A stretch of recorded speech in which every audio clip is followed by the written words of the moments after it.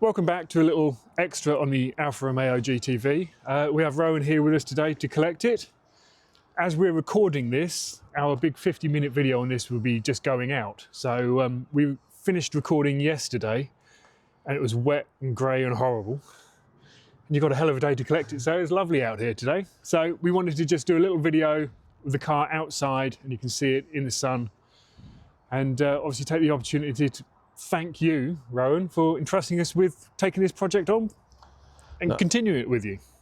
And Keith, like I say, I mean, your team has done a tremendous job, you and the team. So you, Luke, Bo, have done a fantastic job, and I can't thank you guys enough. Oh, we really appreciate it. I'm so happy with the way it's come out. It's beyond what I thought it would be. It really genuinely is, and I'm genuinely happy. So we really appreciate that. We really do appreciate this. And one of the many benefits of this sort of collaboration is we now get to see you put it back together again, which is great for us because we don't have to do it. But we were just chatting about systematically putting it back together again. And there's obviously the big bits, you know, the interior's got to go in, the engine and gearbox has got to go in. But on a project like this, from a bare shell, sometimes just fitting a bit of chrome bright work gives you that little boost you need. Yeah. And sort of keeps the excitement going when you see the pretty stuff going together. It is, and I think it is all about keeping momentum going, seeing things, just making sure that you're making progress, seeing the progress happening, and that gives you the energy, the momentum to just keep going. Because the last thing you want is a project that then sits for a couple of years, you don't put it back together.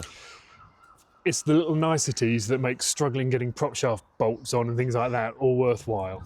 So do you have we're not going to hold you to this, but do you have an idea as to how long before people might be seeing this turning up at some shows and being used on the roads? I have been building I've been rebuilding a lot of the parts while the car has been here. The engine and gearbox has already been rebuilt. So it is a matter of putting things together. I'd hope that by the end of this year, I would pretty much have it together. And so as we head into next season of 2027, it's all put together, back on the road and ready to go. I mean, but that's sort of what I'm targeting. It's going to be great to see a non-red 1750 GTV all done and on the road. So credit to you for sticking with this project.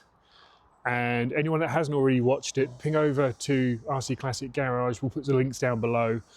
How many parts have we got on this now? Well, I say you. Are we about 20 parts? I think I'm at least 22 episodes into this. Get yourselves over to Rohan's channel and see the story of this from when it was dragged out of a barn, unused since 1985. See, I did watch it, all of it. It was a state when we got it out. It really was. So pop over and have a look. A great, honest channel. Rohan makes no bones about the difficulties you've come across with it and the costs involved. So it really is a great channel, well worth watching. So thank you again, Rohan. It's been a pleasure to be working with you. I'm sure this isn't the end of our conversations, and we look forward to seeing it all coming back together. No, thank you, Keith, and it's been great working with you guys. It genuinely has, and I'm really, as I said, I'm extremely happy with the way this has come out. I'm just, as we were talking about earlier, I'm just worried I scratched this putting it back together because it just seems so perfect. I just got to put it back together without damaging it. We appreciate it and we wish you well. So we'll get this loaded up and we'll catch up with you very soon. Okay.